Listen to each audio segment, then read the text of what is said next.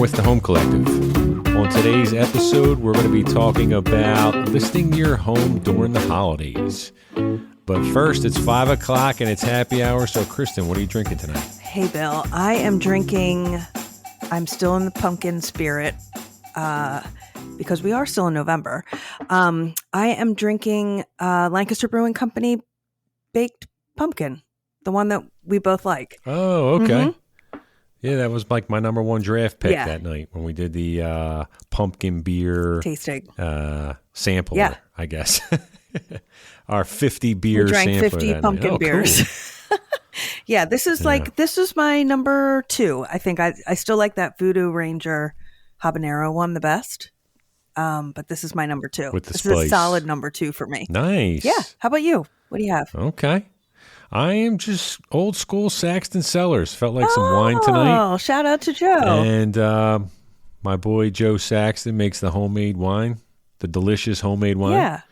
Which, by the way, Joe, if you're listening, I need limoncello for the holidays. Me too. I need my limoncello, my chocolate-cello order. We're going to have to hit up Joe. Yes. Joe's on Instagram. I'm going to put a link to Joe's Instagram in the show notes. If you like homemade wine, check out his page. He'll deliver it to you if he's feeling up for it. Those are the 2 that I'd like as well, Joe, if you're out. Listening. The limoncello and the chocolate-cello, please. Thank you. I need lemon and chocolate for the holidays. Yeah. Yes, I do. Yeah. So anyway, cheers. Happy hour. Happy hour. So we are recording this Monday Night Football, Eagles, Chiefs. I'm sitting here all nervous and jittery, so the wine's helping calm me down. So you're not even watching, are you, tonight? No, I'll watch. watch. Not a big football fan? No, I mean, watch. I like the Eagles, yeah. But you were worried about cutting into the Eagles time, and I said I didn't mind if we cut into the beginning of it. But no, I'll be watching it. I'll be watching it. Yeah. All right, because I know you're a diehard Philly fan. We covered that the Phillies, extensively. Yeah, the Phillies were my team. But yeah, of course the Eagles. Why, know. Okay. You can't, and especially this checking. game. Especially this game. It's a, rematch from the Super Bowl. Super Bowl rematch. Yeah. Absolutely. So this is Thanksgiving week, Kristin. What are you guys doing? Yeah. So we are going to my cousin's house, my cousin Hugh. They live in Swarthmore. And they do a big, that side of the family, the McMullen side of the family, they do a giant Thanksgiving. Like there's about 50 people. They get a big tent with like heaters in the tent, and they do a whole big thing. And I don't know if you know this story, but do you know Ursula Rouse? She's in our mainline Compass office. She's a realtor. So she's my cousin. Yeah, absolutely. She's my cousin. And we knew of one another growing up, but our fathers are first cousins, and they were estranged. And I won't get into the details because I think it had to do with my own grandmother. But there was something that happened, some family feud of some kind. They grew up as almost like siblings in Lansdowne, really, really close. And then something happened in later years where they became estranged. And then Ursula, who happened to be a real estate agent, was showing one of my listings. She left me feedback and said, my clients are not, I even remember the property. It was in Graduate Hospital. She said, my clients are not interested in the listing. However, I think we're cousins. Maybe we should get a drink sometime and meet one another. And I was like, this is the best feedback I've ever gotten. This is amazing. So we was it a property feedback? Yeah, this was like 10 years ago, I think now. That's I think this is the 10-year anniversary. So we met up at Park, we had cocktails, we clicked immediately. Like, do you ever meet somebody where you just look at them and there's something so familiar? There was just, I loved her the moment that I met her, and I'm like, we are 100% family. And I have, as you know, I have such a small family. And she has a huge family. So this is my dad's side of the family, his mother, my grandmother, paternal grandmother side. And they have a huge family with all these wonderful, loving people. So we met. She invited me to the first Thanksgiving, which was at that time at her dad's house in Swarthmore. And it was just packed. I mean, like 60 people. I didn't know who half the people were. I was meeting cousins right and left. And it's now been a tradition for 10 years. So Billy and I go every year, and it's really so much fun. And they're such warm and wonderful, wonderful people. And I can't wait. Thanksgiving has now become one of my favorite holidays because of it. Yeah. Oh, yeah. Nice. Yeah. Nice. Very cool. So that was a long answer to a very short question. But what are you doing for Thanksgiving, Bill? No, we're just going to my brother's. He's going to have he puts out a big spread. He's the cook, really, out of the whole family. Yeah? He always goes like above and beyond. Yeah, especially like on Sundays with meatballs and the gravy. Oh, that's nice. But his turkey starts like the day before. He puts it in a big bucket where he marinates it. I forget what the hell he even calls it. It's like a marinade, but there's another word he uses, the brine or something. Brine, That's the yeah. word. So he like overnight, some years they'll like deep fry it. Yes. Some years it's in the oven or some years he'll smoke it. He's got a smoker in his yard. So like he goes to, it's the best is we're sitting there eating and he'll tell me the whole story of how the turkey came to be in my belly at that moment. That's awesome. Which is hilarious. But it's awesome because he's like really passionate about it, and it really is good. Like his stuff is really, really good. So we're all going there, and it's going to be great. Yeah. Watch a lot of football. Nice. Have some cocktails, a lot of food. Can't ask for anything more than that. Can't ask for anything more than that. Yeah. Well, speaking of Thanksgiving coming up, we have a couple of questions that we got that have to do with the holidays. So maybe when we come back, we can just chat about them briefly. Well, let's do that. All right, we're going to take a quick break. Coming up next, we're going to talk about listing your home around the holidays. All right, Bill. So here is our first question. I get asked this a lot. In fact, last week I had 2 people ask this question. Is it a bad idea to list my home for sale over the holidays? What do you think about that? That's funny. I had a client ask me that today, Yeah. actually. So you had a past client. He's thinking he just took a position, or he's about to take a position out of state. And this is exactly what we talked about. Which is funny. And I was like, guess what we're talking about tonight on our episode. So I think there's a misconception about listing your home over the holidays. I think a lot of people think it's a waste of time and there's no buyers out there and, they should wait. I think that's what they generally think. So me, I go and pull the numbers. Yep. Stats guy. I took a look at the stats for all of 2022. Wanted to see how bad it would be if you really wanted to go on the market during the holiday. So I looked at April and May, our spring months, and I compared that to November and December. So for April and May, 3,000 homes went pending. A little over 3,000 homes went pending. Versus November and December, where a little less than 1,500 homes went pending. So you might be thinking, all right, well, I'll definitely just wait for the spring market. But you also have to consider that, in April and May, a little over 5,000 homes were listed. New homes coming on the market during those months versus November and December, where only 2,700 homes got listed during that time. So yeah, a lot less homes sold, but you also have a lot less competition. So I would say I wouldn't seek out to list my home around the holidays. You know what I mean? Like if you have a choice, right? If you have a choice and there's no hurry, if it were me, I'd probably enjoy my holidays and not list during that time. Probably wait to get out of the holidays and then list. But if you have a life event, and you have to list or you feel pressure to list, then by all means do it.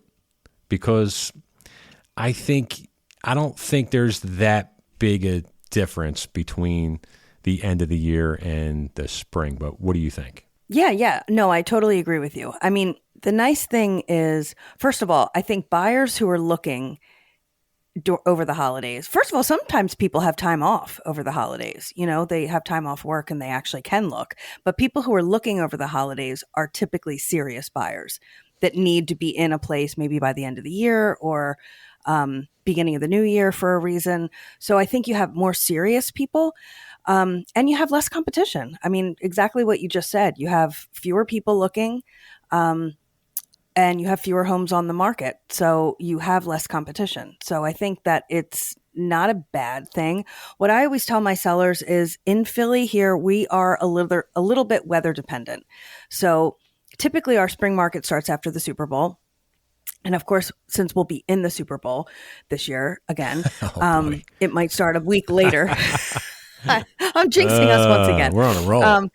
Why stop now? We're on a roll. So, I know, right? So it'll probably be a week after that. But anyway, typically right after the Super Bowl, spring market starts. But we've had years where February, March have been really snowy and really cold. And then the spring market starts a little later than that.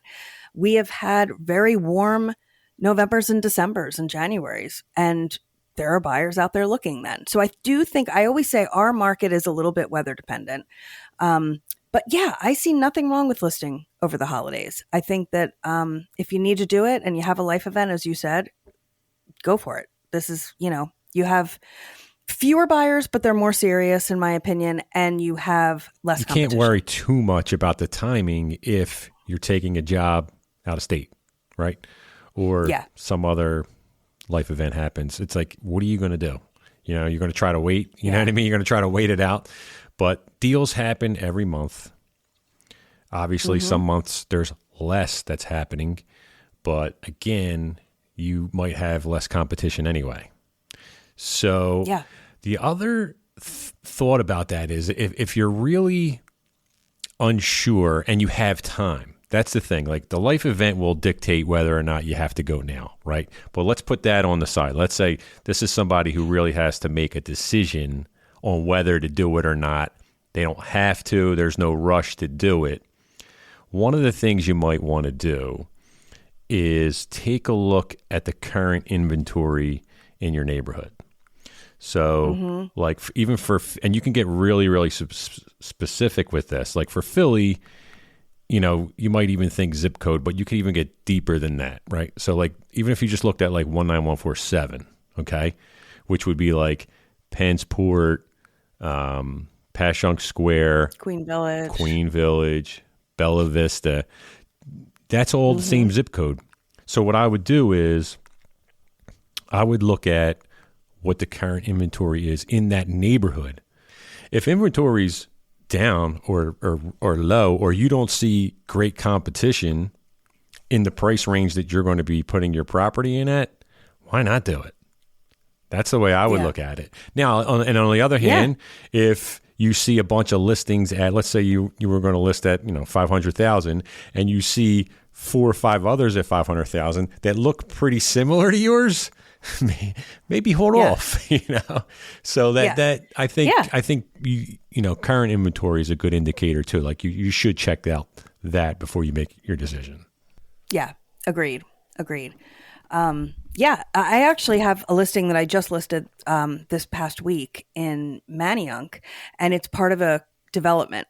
And there were 2 others in the development that recently sold. My seller was thinking about selling it then, and we decided to hold off. And he's like, but do we want to really hold off and get close to the holidays? And I was like, let's just let these settle or let these close so that we will be the only one.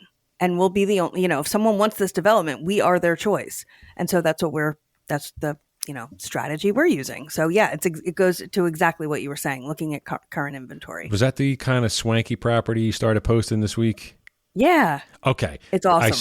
I swear to the listeners, we did not talk about this, and we're not trying to plug this listing, but you should, Kristin, give that address out right now. So if you're listening, Google this address because this is a cool house. It's a really cool house. So it's 4726 Cross Street in Manayunk. And it's just one small street. The development is called Sheldon Crossing.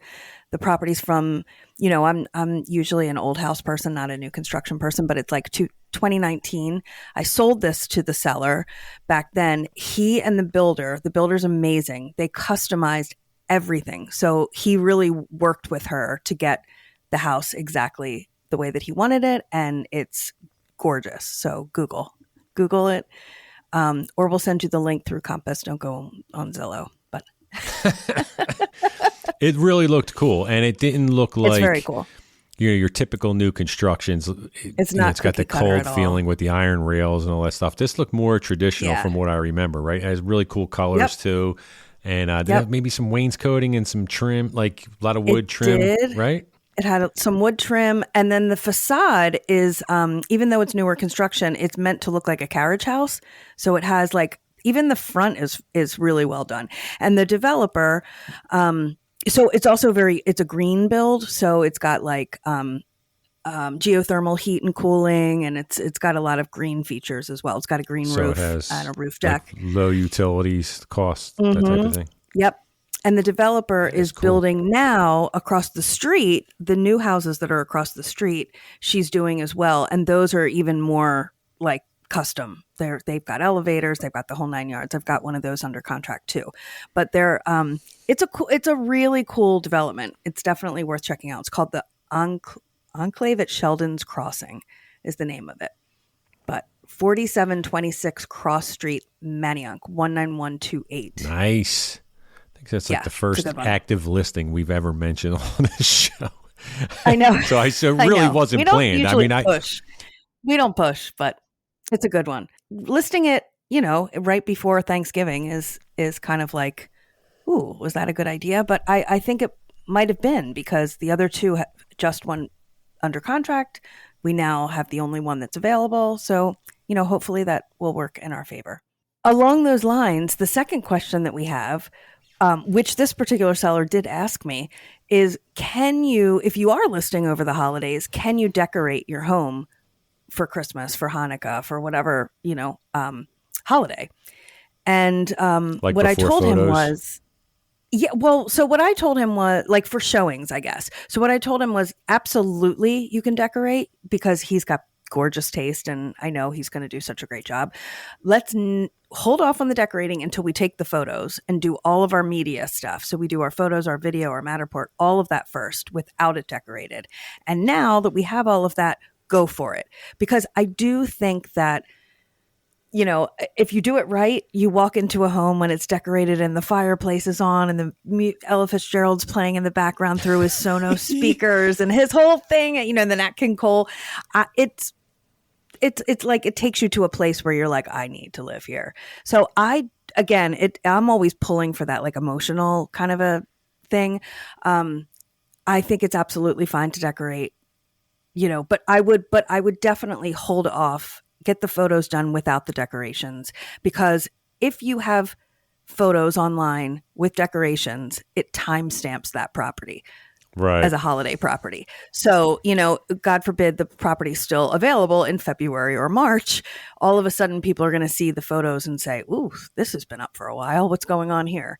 So you don't want to timestamp anything. But I think for showings and things like that, I personally don't have any issue with it. I'm sure there are plenty of realtors that would say, do not decorate if you are listing your home during the holidays. But I don't know.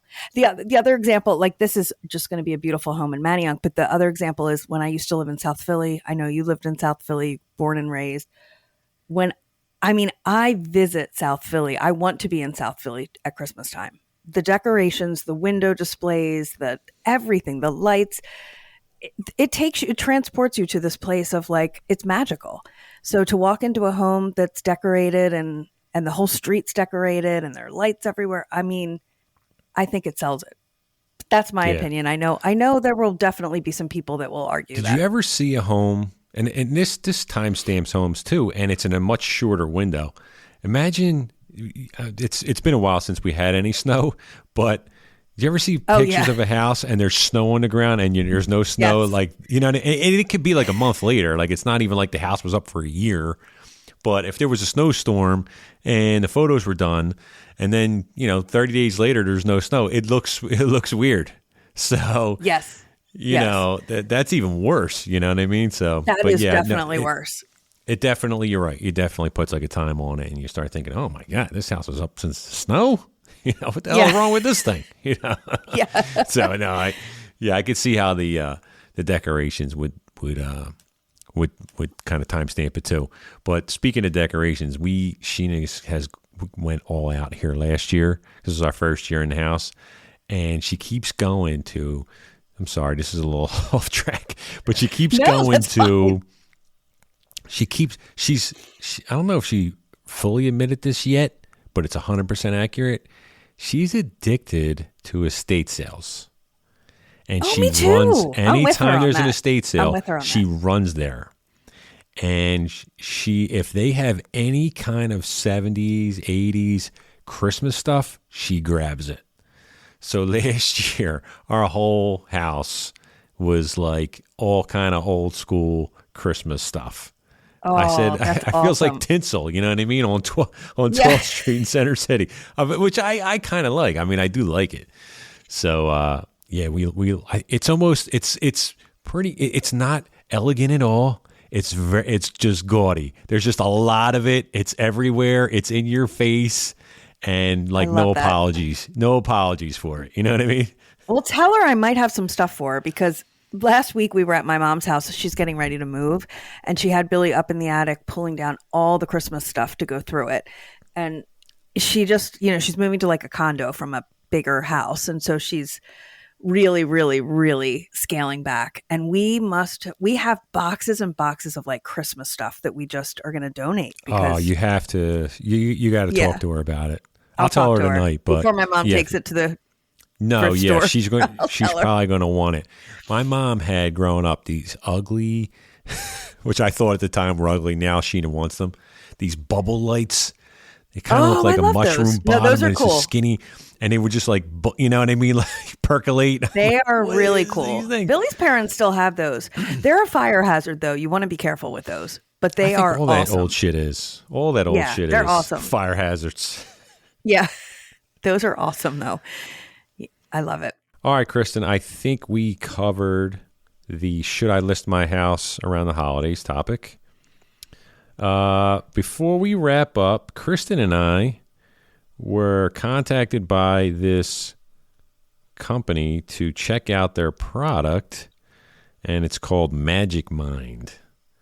So Kristin got to sample some, and I got to sample some. Yeah. And basically what it is, it's a 2-ounce like energy drink, but it's not, I guess it's a caffeine alternative, right? Yeah. So it's like how to stay focused, how to stay energized without drinking all this caffeine. And it's a small company, I think, out of Texas, and they have a story, when you order their product, they kind of tell you how the owner came up with the idea of trying to find a healthy caffeine alternative for, I'm going to read these for you.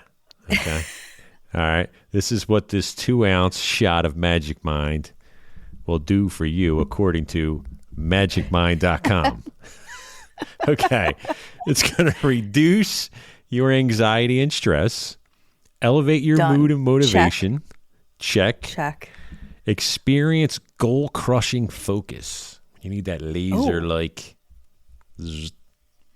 no jitters, no crash, and no sleepless nights. Natural, science-backed ingredients. How did you find it when you took it?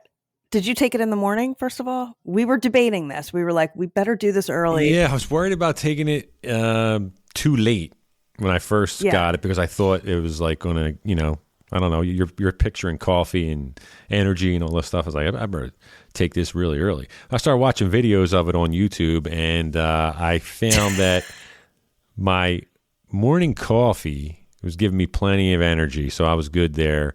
And I start to need a second cup of coffee in the early afternoon. So that's when I took it.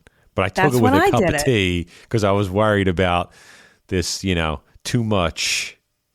Man, I like to stroll. I know I don't want to be all like. You like to ease into everything. Yeah, that's exactly when I did it. So because the instructions were saying like pour it into your cup of coffee, and I was like I didn't know. It felt like it was defeating the purpose. Yeah, so I didn't do that. I actually had it with tea as well. Because I never feel any caffeine from tea, even though it has caffeine in it. Right, and me too. I did it like afternoonish time. So if you're looking for an energy boost without the caffeine, check out magicmind.com. All right, Kristin, we got to get out of here. And good luck with that Manioc property. It looks beautiful. Seriously. If I had a buyer for that, I would run over there. Thank you. I would run over there tonight. I know. It's a good one. It is a good one. Will I see you on Wednesday at our team brunch at Park? our Thanksgiving brunch. Is that this Wednesday? It is. No. I guess the fact that you had to ask me means I will not be seeing you. I think I answered my own question. Okay, well, we're having a team meeting and then brunch, a Thanksgiving brunch with the team at Park, which I'm excited Yeah, for. I'm going to sacrifice and let Mrs. Marziano Ball go to that team meeting in Park. I think I went to the holiday stuff last year, and I think she stayed home with our son. So we're switching it. Although we will both be at Christmas dinner.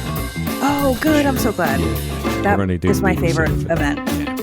Good. That's my favorite. Okay, well, we'll miss you on Wednesday, but have a very happy Thanksgiving. And I will catch you at coffee break next Happy week. Thanksgiving. Enjoy yourself. And I will see you at coffee break. Okay.